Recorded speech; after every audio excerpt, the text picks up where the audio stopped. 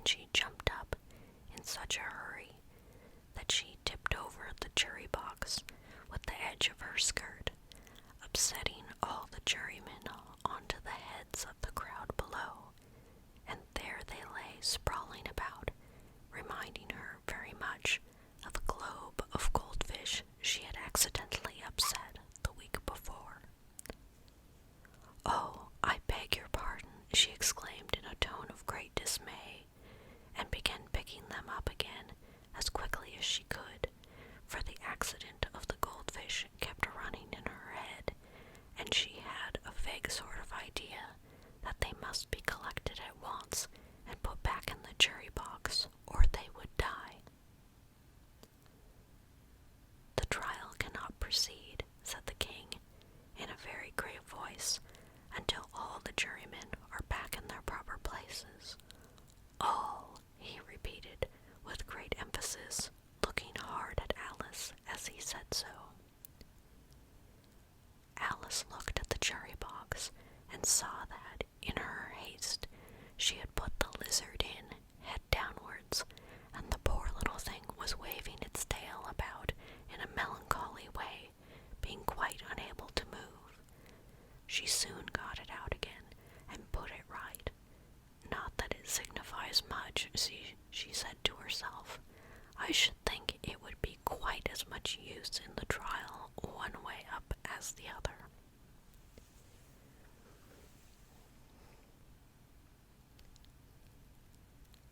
As soon as the jury had a little recovered from the shock of being upset, and their slates and pencils had been found and handed back to them, they set to work very diligently to write out a history of the accident, all except the lizard, who seemed too much overcome to do anything but sit with its mouth open, gazing up into the roof of the court. "What do you know about this business?" the king said to Alice. "Nothing," said Alice. "Nothing whatever," persisted the king. "Nothing whatever," said Alice. "That's very important," the king said, turning to the jury. They were just beginning to write this down upon their slates when the White Rabbit interrupted. "Unimportant, your majesty means, of course," he said, in a very respectful tone, but frowning and making faces at him as he spoke. "Unimportant, of course, I meant," the king hastily said, and went on to himself in an undertone. "Important, unimportant, unimportant, important," as if he were trying which word sounded best. Some of the jury wrote it down important, and some unimportant. Alice could see this, as she was near enough to look over their slates. "But it doesn't matter a bit," she thought to herself. At this moment, the king, who had been for some time busily writing in his notebook, called out, "Silence," and read from his book, "Rule 42. All persons more than a mile high to leave the court." Everybody looked at Alice. "I'm not a mile high," said Alice. "You are," said the king. "Nearly 2 miles high," added the queen. "Well, I shan't go at any rate," said Alice. "Besides, that's not a regular rule. You invented it just now." "It's the oldest rule in the book," said the king. "Then it ought to be number 1, said Alice. The king turned pale and shut his notebook hastily. "Consider your verdict," he said to the jury in a low, trembling voice. "There's more evidence to come yet, please your majesty," said the White Rabbit, jumping up in a great hurry. "This paper has just been picked up." "What's in it?" said the queen. "I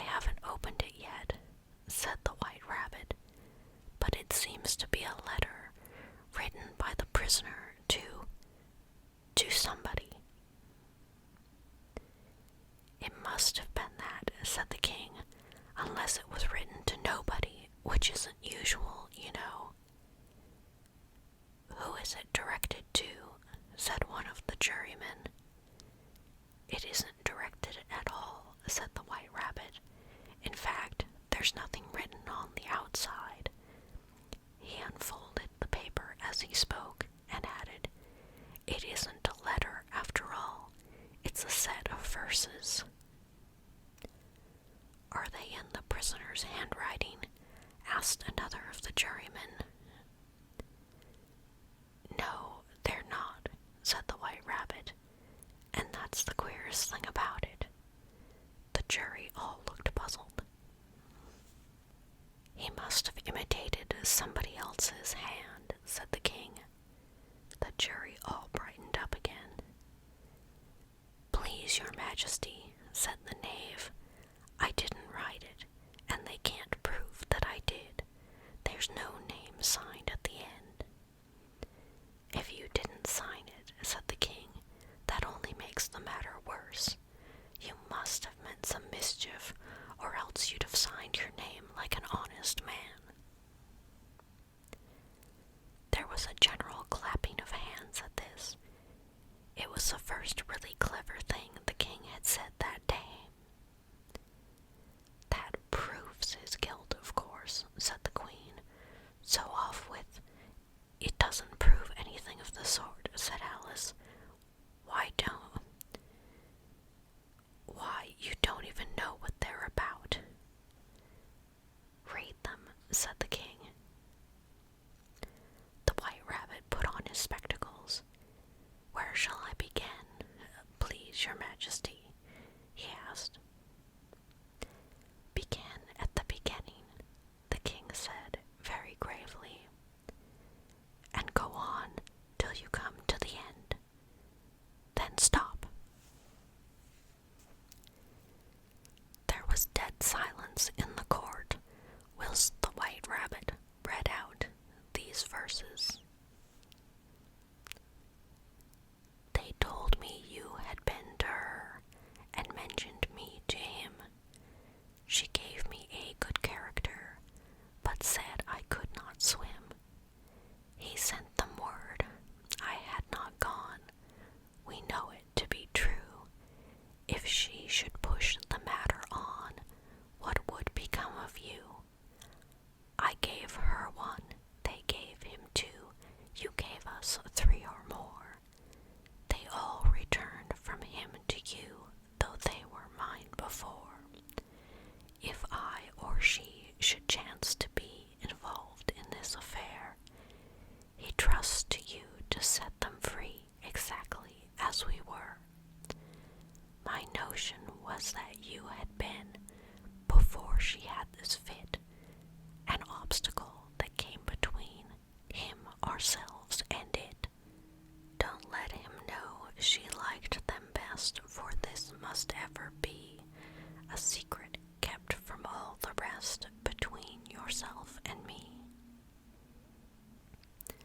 That's the most important piece of evidence we've heard yet, said the king, rubbing his hands. So now let the jury. If any one of them can explain it, said Alice. She had grown so large in the last few minutes that she wasn't a bit afraid of interrupting him. I'll give him 6 pence. I don't believe there's an atom of meaning in it. The jury all wrote down on their slates, she doesn't believe there's an atom of meaning in it, but none of them attempted to explain the paper. If there's no meaning in it, said the king, that saves a world of trouble, you know, as we needn't try to find any, and yet, I don't know, he went on, spreading out the verses on his knee and looking at them with one eye. I seem to see some meaning in them after all. I said I could not swim. You can't swim, can you? He added, turning to the knave. The knave shook his head sadly. Do I look like it? He said, which he certainly did not, being made entirely of cardboard. All right so far, said the king, and he went on muttering over the